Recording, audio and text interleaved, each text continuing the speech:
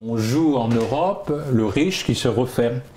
Alors on se barricade et on fait tout pour que les migrants surtout ne viennent pas. Vous en avez à Dunkerque, vous en avez à Saint-Omer, vous en avez à Norenfond, vous avez un groupe de Vietnamiens près de Lens, vous voyez. Ils s'éparpillent à cause de la pression policière, hein, voilà.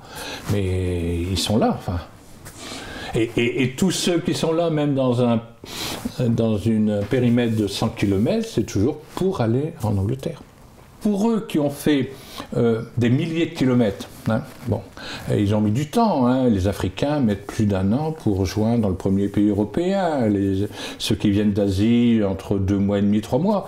Quand ils arrivent à Calais, par beau temps, on voit les côtes d'Angleterre. Il reste que 25 km. Vous vous rendez compte ? Alors je me dis 25 km, puis là on est coincé, allez on va essayer. Donc le tunnel, ce n'est plus possible, hein, trop barricadé, trop surveillé, donc il reste les ferries, et certains parfois pensent que le bras de mer est facile, mais c'est le bras de mer le plus dangereux du monde avec le trafic maritime, hein, les tankers, etc. Donc, puis des creux de vagues qui sont importants dans le milieu de la Manche. Mais ils sont tellement poussés dans ce désir de vivre autrement, qu'ils sont prêts à tout. Mais je pense que nous, dans la même situation, on ferait la même chose. Voilà. Monsieur Valls est venu il y a au mois de décembre. Hein. Il est venu. Bon. Il a bien vu la situation. Qu'est-ce qu'il a proposé comme solution? Mais c'est une manière de se défiler. Il a dit, moi je suis d'accord pour qu'il y ait lieu d'hébergement décentralisé pour les migrants, c'est-à-dire Calais et périphérie de Calais. Il dit, mais je renvoie à la responsabilité des maires. Qu'ils soient de droite ou de gauche, ils ont un discours qui est hypocrite. Enfin, ils donnent l'impression de se préoccuper, de s'intéresser, mais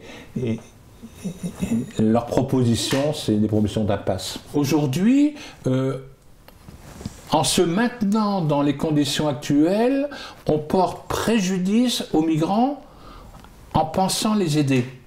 Je crois qu'à un moment donné, il faut savoir dire, ben, pour le bien des migrants, nous arrêtons et l'État, à vous de vous débrouiller. Ils peuvent refaire appel à la Croix-Rouge, ils ont des organismes, voilà. Ce qui veut dire qu'aujourd'hui, mais c'est dramatique, hein, une telle décision, hein, j'en suis conscient, mais le bien-être des migrants, ça passe par l'hygiène, voilà, tout ce qui est dans la dignité d'un homme et d'une femme. Ce qui veut dire que par rapport à une situation humanitaire, il y a ceux qui investissent, mais il y a ceux qui ne savent pas dire à un moment donné trop c'est trop. Voilà. Quitte à s'épuiser, quitte à un moment donné de se casser la pipe, hein, voilà. Il y a des bénévoles qui ont attrapé des graves problèmes de santé. Hein.